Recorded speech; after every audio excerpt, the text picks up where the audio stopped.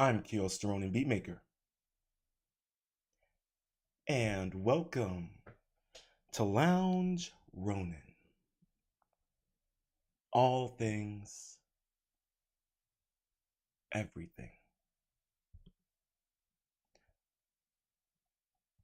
And before we get into it, if you are new to the channel, please hit that like button, make sure to subscribe, and ring that notification bell.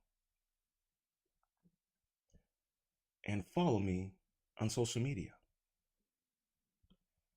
And make sure to leave a hint of constructive criticism, as that will help me and the channel grow. And on this episode, we're going to discuss, why do ancient Greek statues have tiny dicks?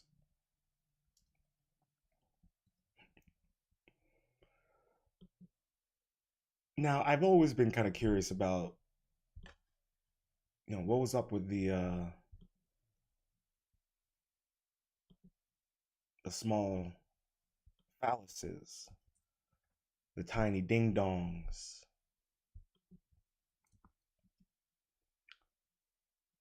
the small chubs.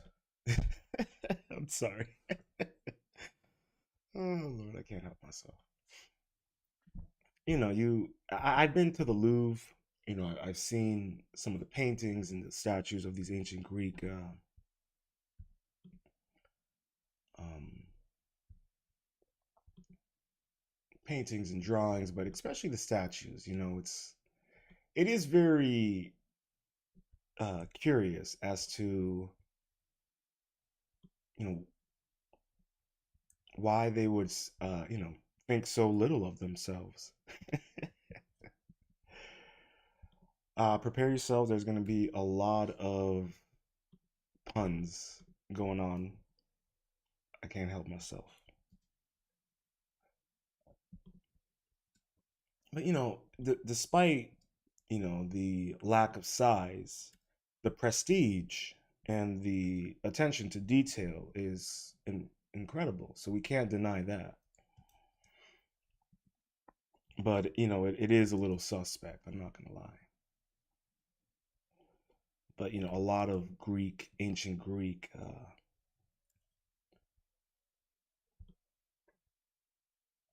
history and culture is a little suspect. But we cannot excuse the countless um,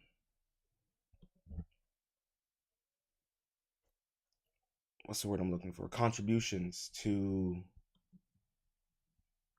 modern society and science, despite the influences from other and more ancient civilizations. Shout out to the Greeks, and shout out to the ancient Greeks. Shout out to our American Greeks and our Greeks overseas.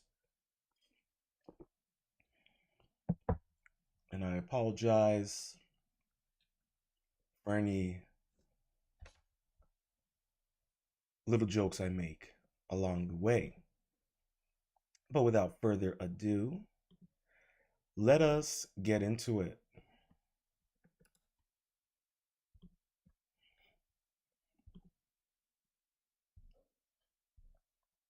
All right. This article was written by Carrie Sullivan, updated 2019, 2020. The real reason that men in classical portrayals were given small manhoods.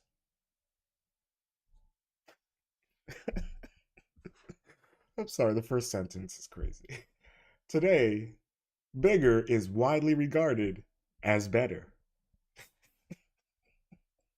Pause. But was this always the case?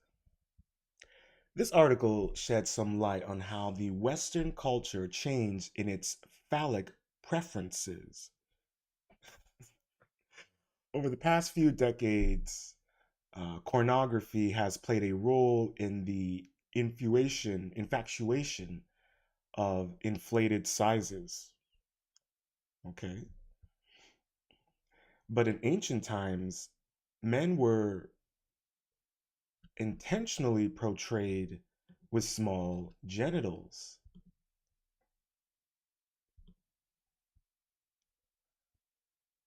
Imagine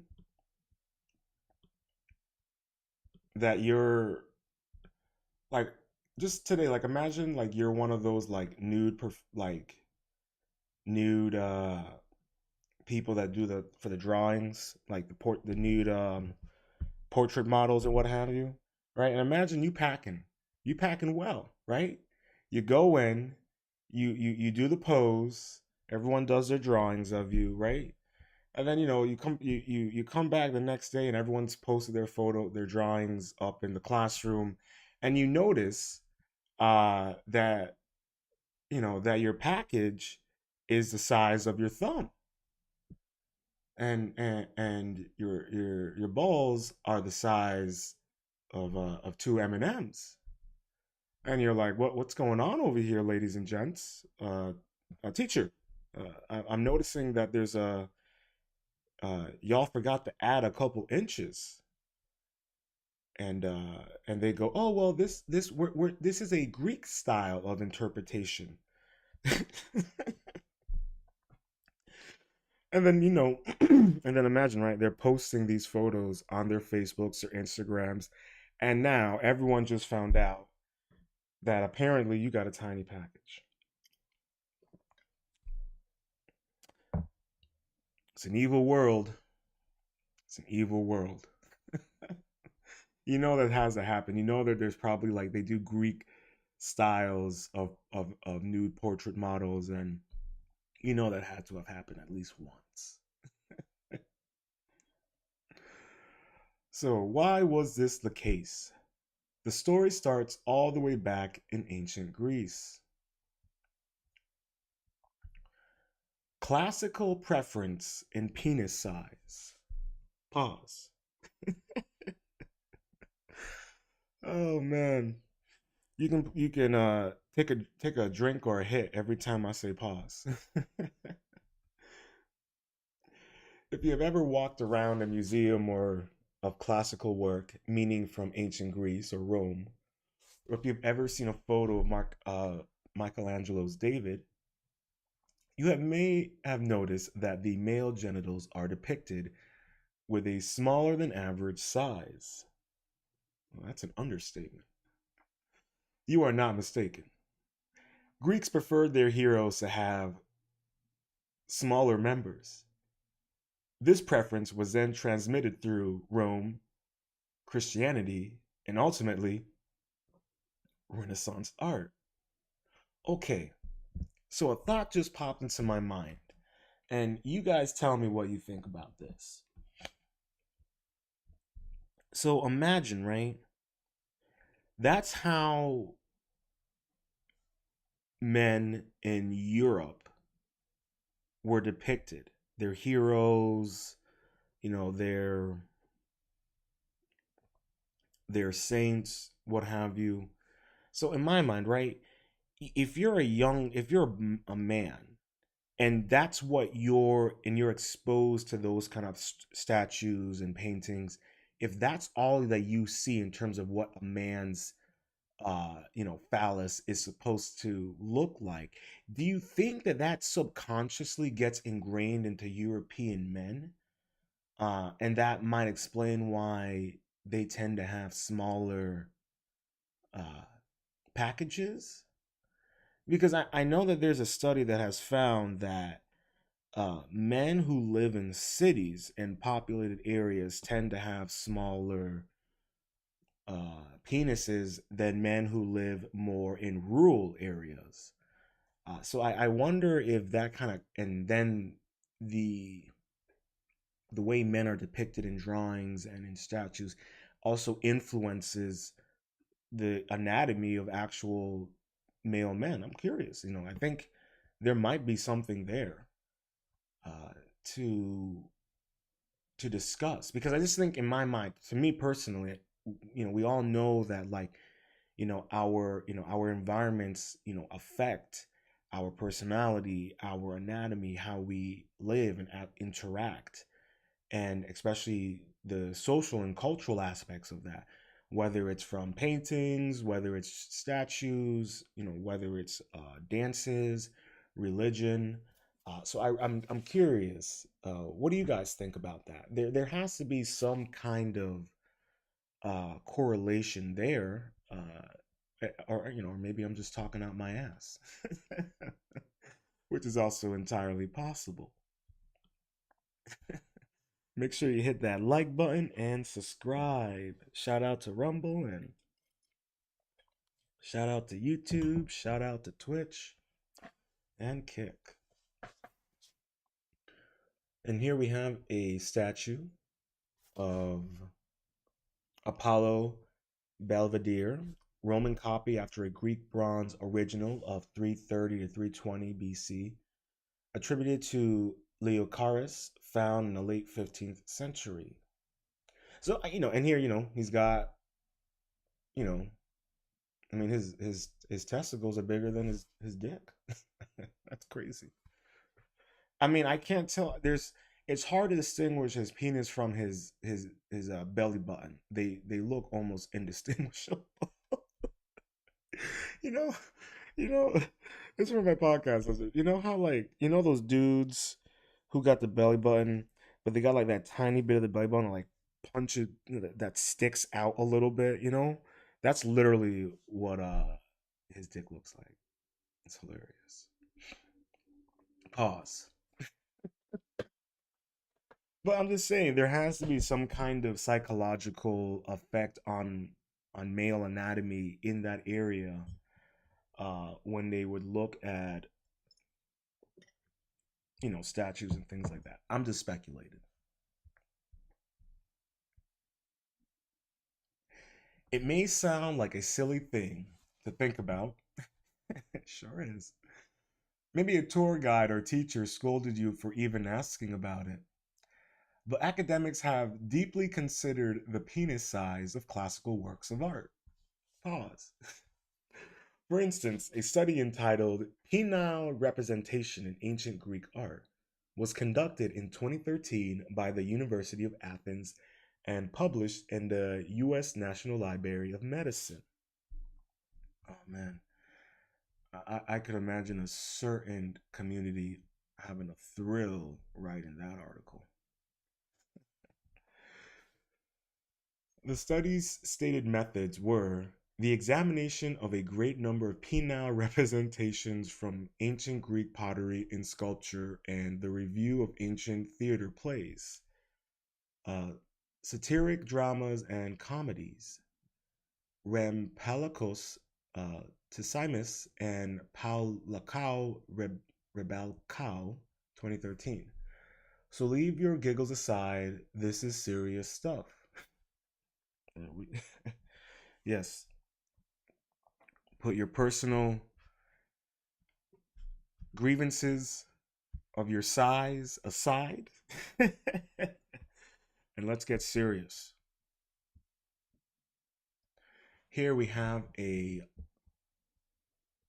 statue of Laocoon and his sons, also known as Laocoon Group, marble, copy of a Hellenistic original from 200 BC, found in the baths of Trajan, 1506.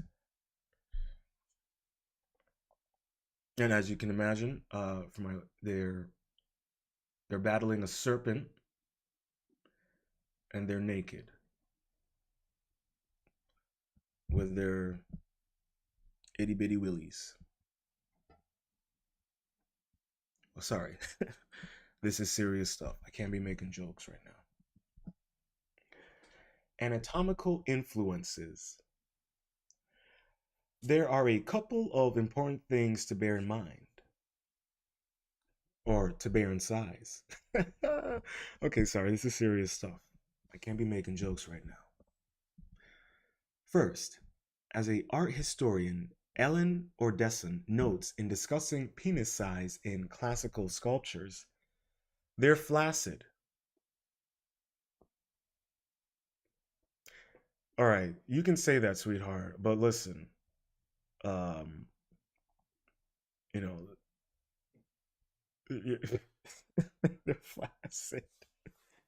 Okay, but if they're flaccid, then that means that when they get erect, that's oh my lord. Okay, pause. Sorry, I can't be getting all into depth about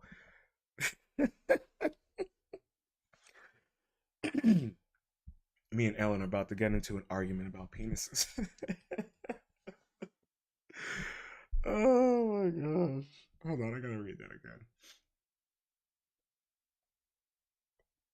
Okay. Ellen notes in discussing penis sizes in classical sculptures, they're flaccid. Yeah, well, some people are showers, not growers. All right. Talk to Weinstein about that one. If you compare this, I'm sorry, I gotta be serious about this. If you compare their size to most flaccid male penises, they are actually not significantly smaller than real life penises tend to be. Odessin, 2016. Yeah, well, why don't you tell that to Jason Love and Adam 22? Oh, Lord. He might be on your side, Ellen. He might be on your side. Oh, God, I gotta get serious. Come on now, people. Make sure I'm serious. This is important stuff. Second, as the study mentioned above explains, it is noteworthy that many of these images belong to athletes during or immediately after hard exercise with the penis shrunks. Yeah, well, tell that to Costanza after he took a swim. Oh, okay, sorry. All right. Finally, with regards to Michelangelo's David, a 2005 study by two Florentine doctors offer a scientific explanation. The poor chap has shriveled by the threat of mortal danger. Michelangelo's intention was to depict David as he confronted Goliath. Damn, bro. Yeah, come on, man. Yo, Michelangelo did David dirty. Really? He shriveled in fear? Come on, man. He's the hero. You should have shown him. He should have been erect as a motherfucker getting into battle. Come on. Yo, he's fighting Goliath. He should be packing. That should be his third weapon when he's facing Goliath. Come on now. When the new study shows is that every anatomical detail, right down to the shaping of the muscles in his mushroom head, I mean forehead, is consistent with the combined efforts of fear, tension, aggression, and shrinkage. I added that last part. Hopper, 2005. Now, did they interview men and ask them, "Hey guys, when you were in danger, did you shrivel up?" Did any of you guys ever see the TV show The League on FX? Did you ever see the episode of the Fear Boner? Oh my gosh. Oh Lord, the episode of the Fear Boner. Oh God, this is so funny, right? So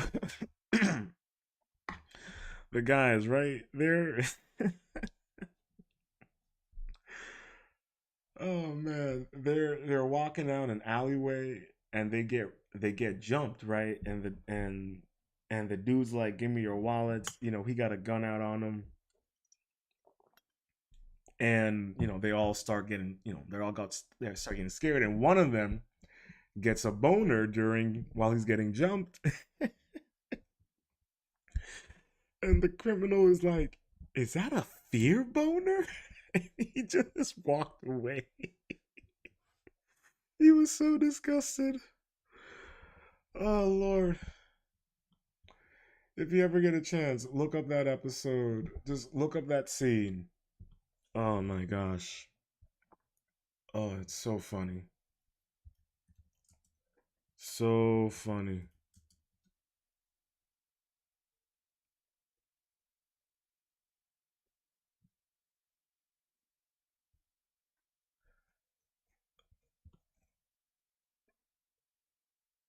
Oh my gosh. It was so funny.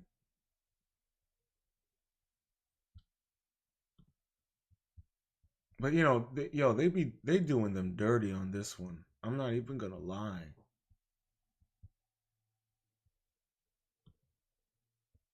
They did them dirty on that one. Hold on. I think I found the clip. I want to show you guys the clip because it's so funny. Um, it is so funny.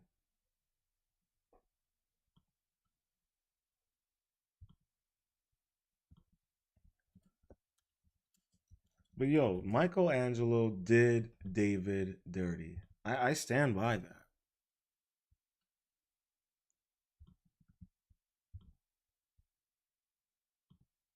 I stand by that. That's crazy. I don't know if that's true. To be honest with you, I don't know if that's a real thing. If that happens to guys when they're in danger, their dicks shrivel. I don't know if that's true. Does anyone know if that's true? Can anyone confirm? Can anyone confirm? Okay.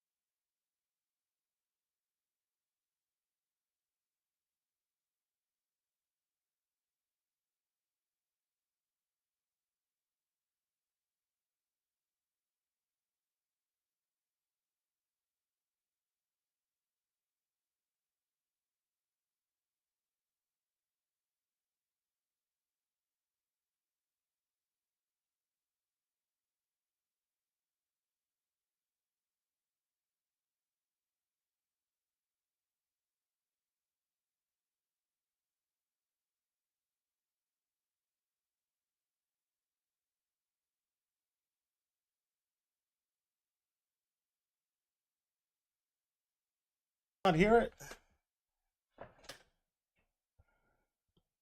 motherfucker.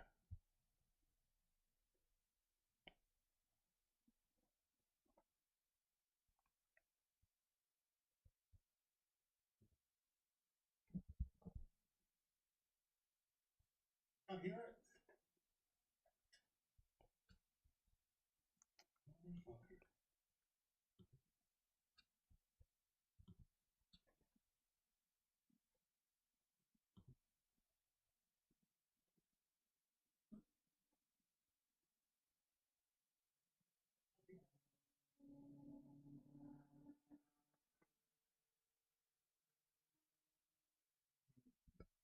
motherfucker. We're gonna come up to the scene real quick.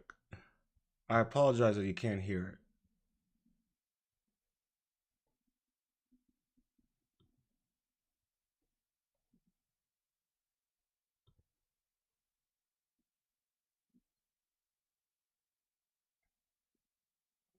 we're gonna come up to the scene real quick.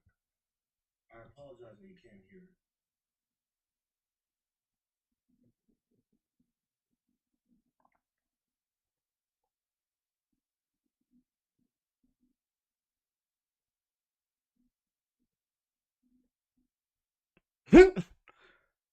There's the boner. There's the fear boner.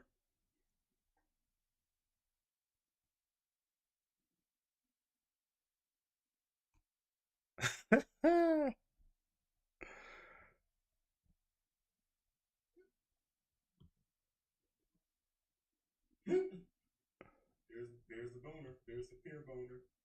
Pause.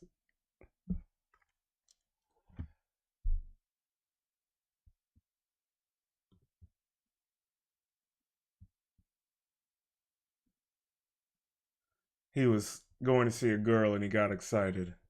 Ridiculous. Well, I apologize about the sound, but you get the idea. I mean, I thought it would be the exact opposite, but this is what's crazy. I'm just saying, Michelangelo did he did David dirty, and I stand by that.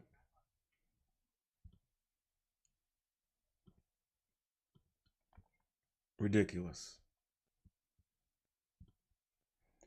But it is interesting to note that I'm just curious, like if anyone out there has been in a very life and death situation, and did you shrivel up in that moment, or were you packing?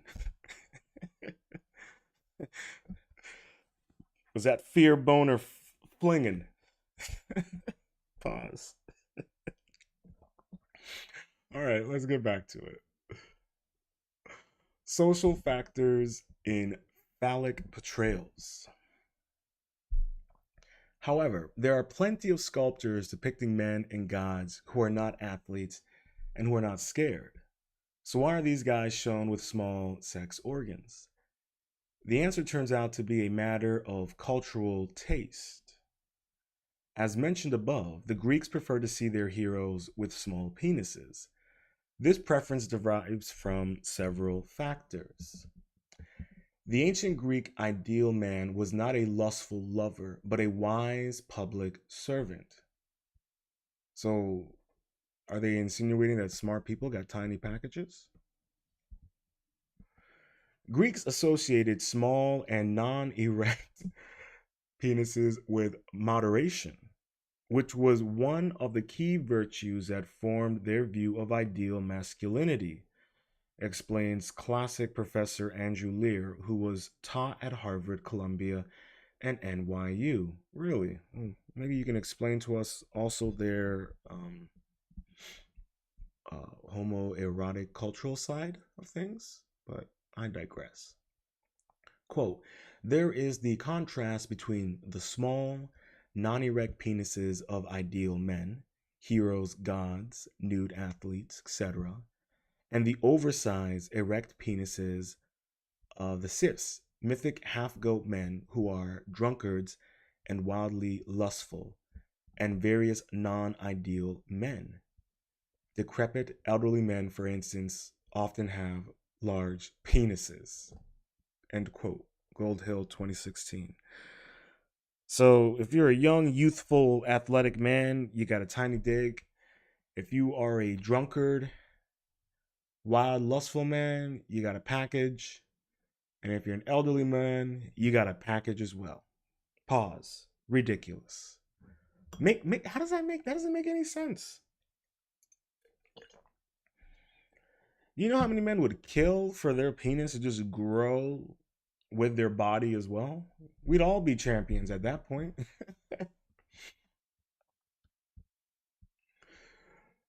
And here we have a drawing on a plate, I believe. Uh, and there is a contrast between the small and non erect penises of ideal men, heroes, gods, and nude athletes, and the oversized erect penises of satyrs, myth half goat men.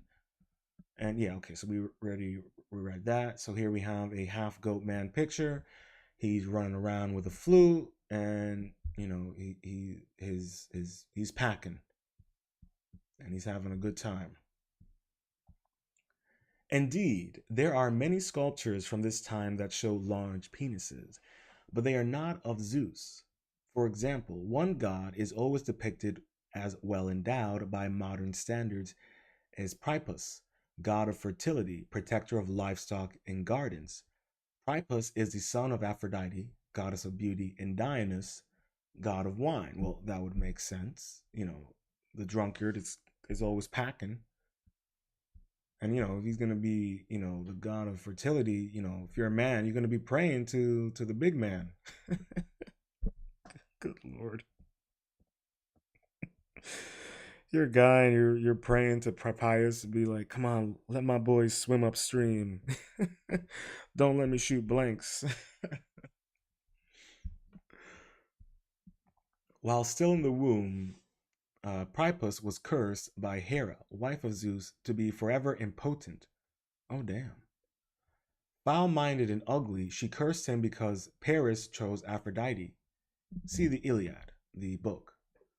He was so grotesque that other gods refused to allow him to live with them. So he was raised by lustful satyrs. Forever filled with lust, there are several myths in which Priapus tries to grape sleeping goddesses, nymphs, and maidens, but each time he loses his erection before he can. He is a ridiculous figure and always portrayed with an enormous penis. Pause. As an interesting side note, the medical condition known as priapism was named after Priapus. It is when an unwanted erection lasts for hours.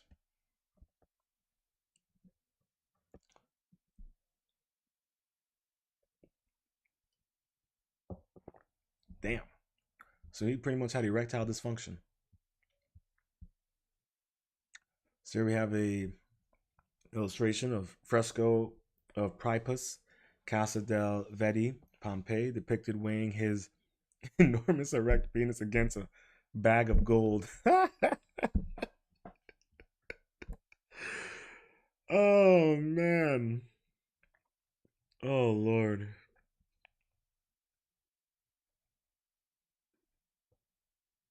That is ridiculous. Oh gosh. Talk about your weight in gold, right?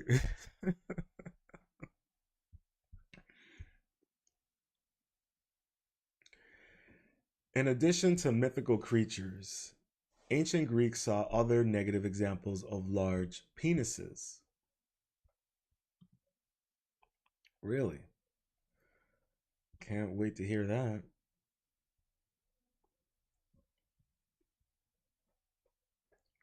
I'll figure that afterwards. Okay, sorry. Got distracted for a minute. Uh, okay, in addition to mythical creatures, ancient Greeks saw other negative examples of large penises. The barbarians. Oh, man. No, I get it. I get it. In addition to being foolish, a in addition to being foolish, a large penis it indicated a person was uncivilized. Remember, at this point in history, Greece was something of an island of civilization amid more primitive hunter gatherer tribes who frequently tried to raid Greek towns. I mean, I get it, right? Can you imagine? I get it. You live in a Greek town, you're very bougie, right? And then all of a sudden, over the hill comes a bunch of barbarians with battle axes and swords, right?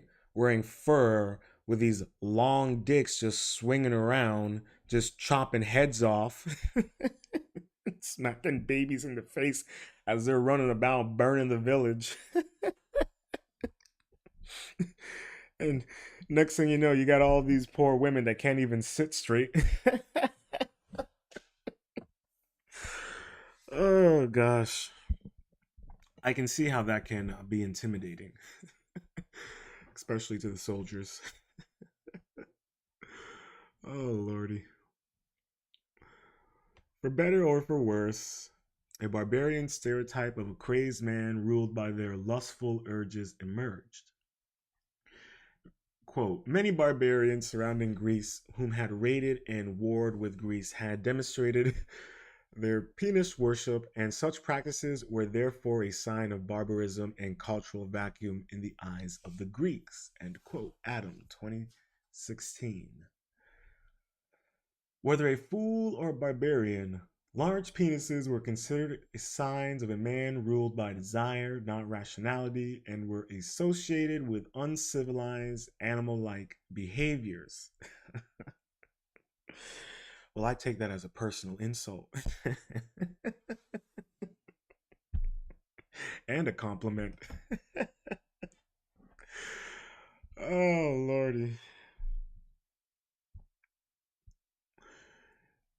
A young Greek would not want to end up like Priapus, and definitely would not want people to think he was affiliated with barbarians. Oh Lord! So he would hope to have a small penis. Oh gosh, this is crazy. These Greeks were out of pocket for being so smart. This is so fucking stupid.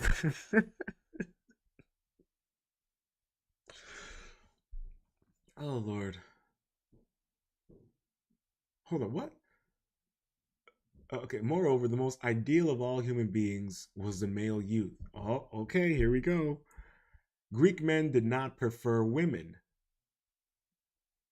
The pubescent male was considered beautiful, innocent, and full of potential because he had not yet burst forth. For those who don't know, the male genitalia increases in size during puberty. Settle down. Come on. That's not the case for everybody. Come on. Don't be don't be selling short for everyone now. Therefore, the smaller your penis is, the closer you are to the ideal and the more attractive you're considered. Oh man. I think there are plenty of men in modern day civilization would kill for that socioculture preference.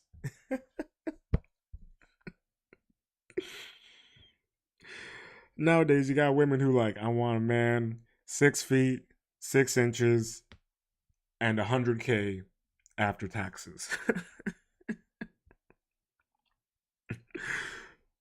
Back then, it was, I want a young man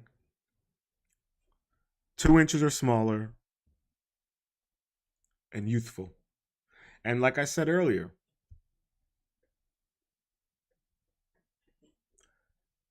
and I'm not even gonna we're not gonna go down that rabbit hole because that would just get a little too weird on the topic that we're already in. But there was a very strong connection in the Greek times of pedophilia and young men, the androgyny and the androgynous attraction of young men in Greek society.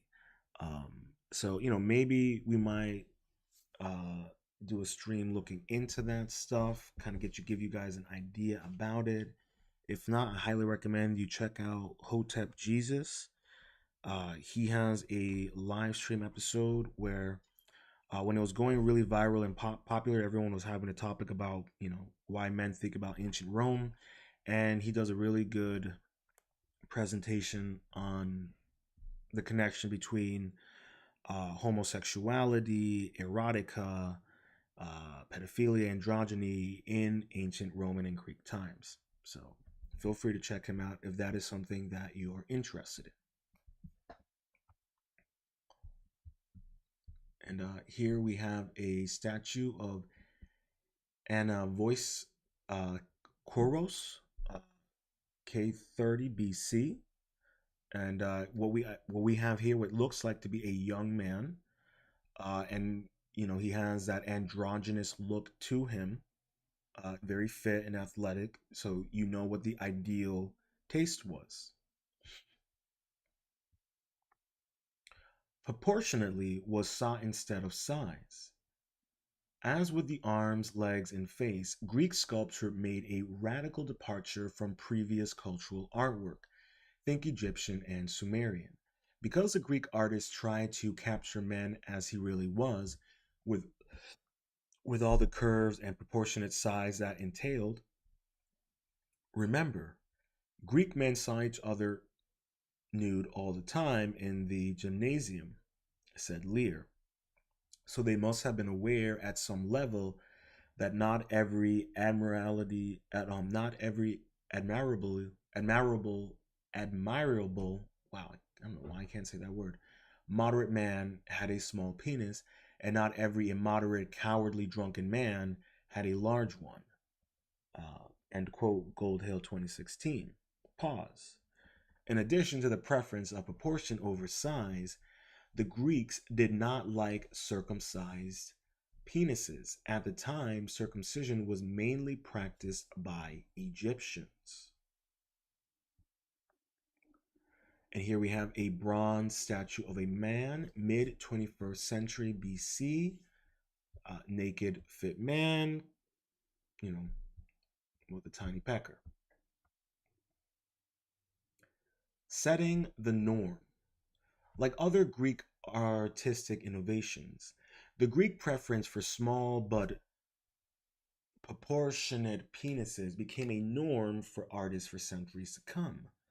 Unlike the Greeks, the Romans had a far more positive attitude towards Unlike the Greeks, the Romans had a far more positive attitude towards large penises and enjoyed a rich erotic culture. The hedonism of Romans is one of the several factors that is considered to have contributed to its downfall. Pause. Like many Roman things, their fondness for big penises, pause, may have contributed to today's similar interests. Well, there you have it, guys. We can credit the Romans for my celebrityism. Oh, Lord. Nonetheless, when it came to high art, the Romans stuck with Greek standard of the small penis. This practice was then adopted by the Christian artists of the Middle Ages, partly because they did everything as the Greek Romans had done, but also because the humble and supposedly less noticeable small penis worked for their portrayal of saints and biblical characters.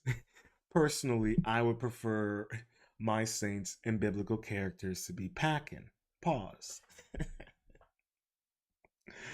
Finally, when the Renaissance occurred, small penises were then preferred stylistic standard, even if viewers and artists like Michelangelo did not recognize why. Here we have an illustration of Adam and Eve from 1425 by fresco by Malacino de Panacal. Today, the obsession with penis size is just as widespread as it was in classical times. The size preference is just reversed. Yet, this is not to say that one impression is more correct than the other. It is important to realize that there is no clear evidence that a large penis correlates with sexual satisfaction, nor is there proof that a small penis is a sign of moderation and rationality. End quote. Goathill 2016. Well, I think there might be some ladies that might have to argue with in regards to large penis and sexual satisfaction, but I'm not here for that, and I'm not a lady. And well, clearly, small penises are not a sign of moderation and rationality. I mean, talk to Harvey Weinstein about moderation and rationality. Oh my lord. Well, there you have it, ladies and gents. The origins of the tiny phallus of Greek art.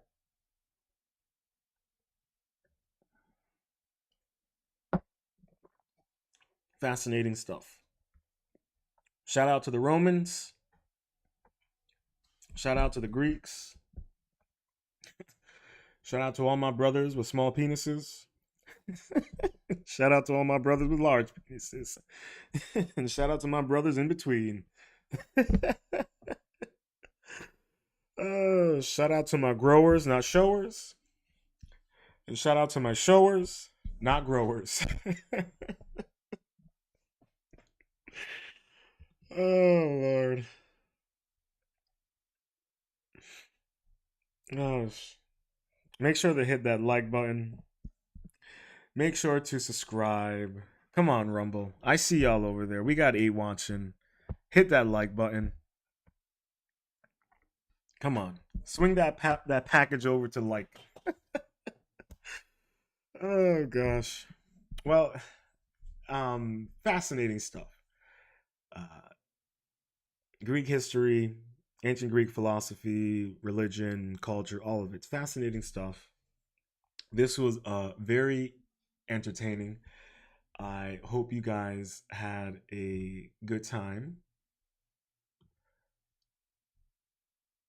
And yeah, this is just oh man. Man, the Greeks, they are characters, aren't they? Just characters. Well, that'll be it. We're gonna cut this short. Oh man, don't want this to get too long. Oh man, don't want to oversize this stream. Okay, I'm gonna stop. I'm gonna stop with my jokes. I'll stop. But if you enjoyed this stream, please leave an eggplant in the comments below. Or a thumb. Thumbs up. Oh boy. Oh man. So I will be planning on streaming later tonight, hopefully. Um, just catch out for the thumbnail. Probably talking about my Hollywood review, most likely. But yeah, I thank you for everyone who joined in on the live stream, who joined me in for the laughs, the giggles, and a little education. uh, don't doubt yourselves. Okay, remember, it's not the size of the boat; it's the motion of the ocean. Whatever. Oh Lord. So I hope you guys have a good rest of your afternoon. I'll catch you guys later on. And until next time. Well, hold on. I hope you enjoyed this episode of Lounge Rōnin. All things, everything. If you have made it this far and you have enjoyed this entertaining ride, please make sure to hit that like button. Make sure to subscribe. Share this stream out with like-minded individuals. And until next time, stay positive, stay focused, stay true, and much love.